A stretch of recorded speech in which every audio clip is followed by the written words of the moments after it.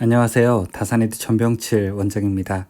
오늘은 여러분들과 함께 이 속도 변동률을 어떻게 계산하는지 알아보도록 할 텐데요. 일단 우리가 전동기에서 속도 변동률은 이렇게 계산을 하게 됩니다. 엡실론이라고 하고 전격 속도 분의 무브하 속도 마이너스 전격 속도 곱하기 100%로 말이죠. 그러면은 언뜻 보기에는 이 계산이 되게 복잡해 보일 수 있는데, 오늘은 이 계산식처럼 왜 이렇게 계산을 하는지, 그 이유는 무엇인지 알아보도록 하겠습니다. 그러면 저와 같이 학습을 시작하시죠.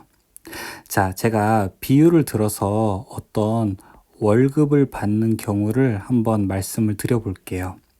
자, 여기 A라고 하는 사람이 있고요. 여기 B라고 하는 사람이 있습니다. A라고 하는 사람은 원래 월급이 100만 원입니다. 그리고 B라고 하는 사람은 월급이 200만 원이라고 해볼게요. 잘 일을 하고 있었는데 월급을 조금 깎여 받을 수밖에 없는 일이 발생했다고 해보죠. 자, 그래서 100만 원을 월급 받던 사람은 90만 원을 받게 되었고, 200만 원을 받던 사람은 역시 190만 원을 받게 되었다고 해보겠습니다. 여러분, 이게 서로 그러면 똑같이 월급이 삭감된 것일까요? 아니죠. 자세하게 보면 100만 원을 받던 사람이 90만 원을 받게 된 것은 10만 원만큼의 월급 삭감이 있었지만, 이것을 비율로 따져보게 된다면 이렇게 계산할 수 있죠. 이 100만 원 중에 무려 10만 원이 깎였기 때문에 이것을 우리가 퍼센테이지로 나타내게 되면은 이 사람은 10%의 월급이 삭감된 것이라고 하는 것을 우리는 알 수 있습니다.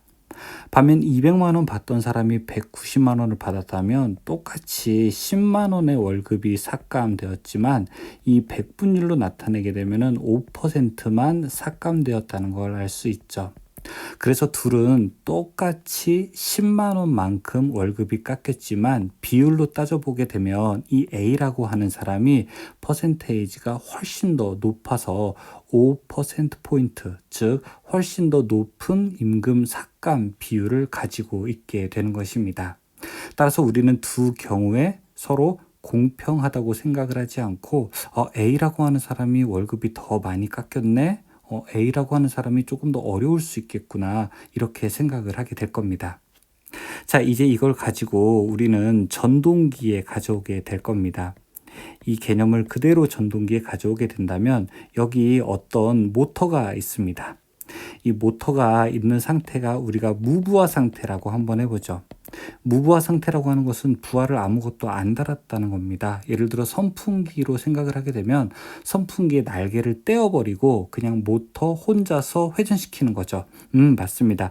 일종의 여러분 공회전이라고 생각을 해도 괜찮습니다.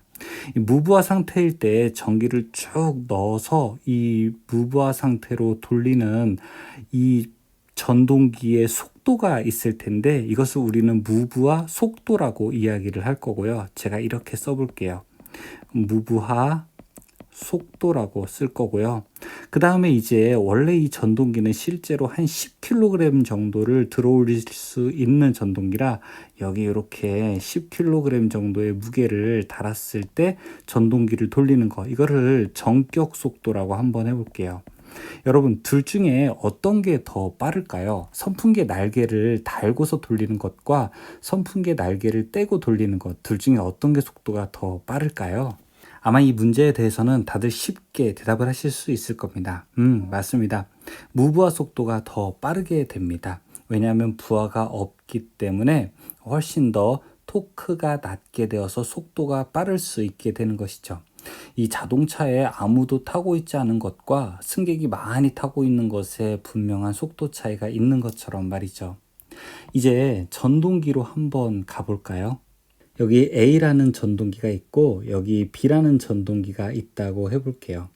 이 A라고 하는 전동기가 이렇게 제가 모터를 표기했고요. B라는 전동기도 이렇게 모터를 표기했습니다. 둘 다 무부하에서 아무것도 걸지 않았을 때의 n 속도를 한번 재어보니까 자 이거는 100rpm이 되었고 이 B라는 전동기는 무브화에서의 속도가 200rpm이라고 합니다. 그런데 전격을 달았더니 원래 이 전동기가 감당해야 될 무게, 즉 전격 속도를 재었더니 A라고 하는 전동기는 A 전동기는 90rpm이 되었고요. B 전동기는 190rpm이 되었어요. 이제 두 개 전동기를 우리는 비교해 볼 수 있겠죠. A라는 전동기는 이거 원래 100으로 돌아야 되는데 속도가 10rpm 줄었네. 자, 여기 B라는 전동기도 원래 200rpm인데 10rpm 줄었네 라고 하면서 우리는 둘 다 똑같이 10rpm씩 줄었다고 비교할 수 있을 거예요.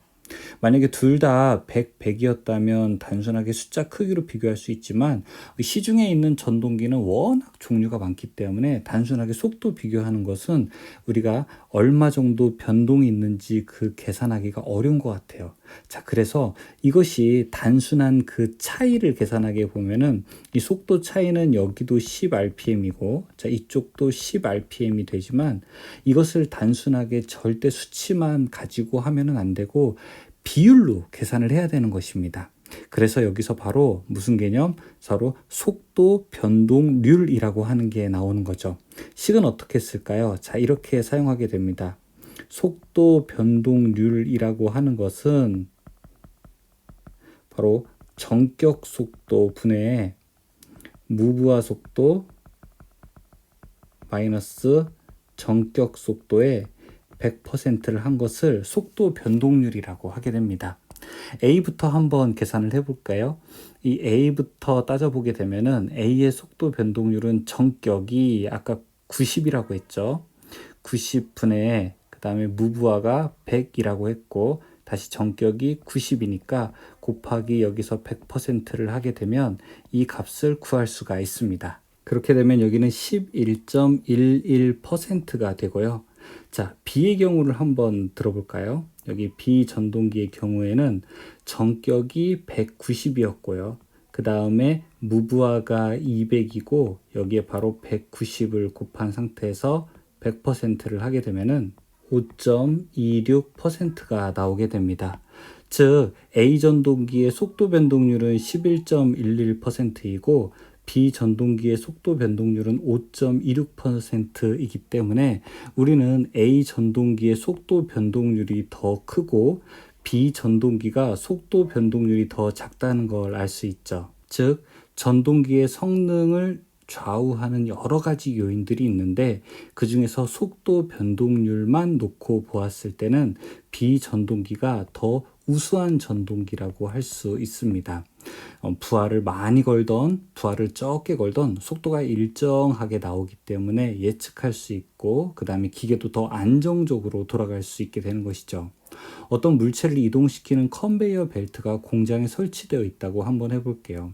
그 위에 예를 들어 시멘트 한 포대가 있든 10포대가 있든 속도가 일정하게 돌아가는 것이 더 좋은 전동기라고 할 수 있기 때문에 만약에 속도 변동률이 속도 변동이 좀 작은 전동기를 원하게 된다면 우리는 이렇게 속도 변동률이 작은 전동기를 채택하게 되면은 속도의 차이가 별로 없는 안정적인 동작을 확보할 수 있게 되는 것입니다. 자, 이와 같은 식을 통해서 우리가 속도 변동률이라고 하는 것을 알아봤습니다.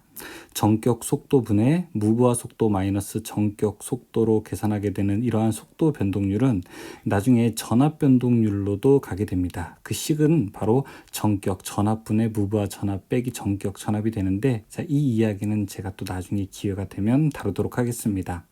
결론은 우리가 전동기의 성능을 결정하는 여러 요인 중에 속도의 차이가 무브화 속도와 전격 속도와 얼마나 차이가 나는지 그것을 바로 백분율로 나타낸 것이 속도 변동률이라고 하는 것입니다.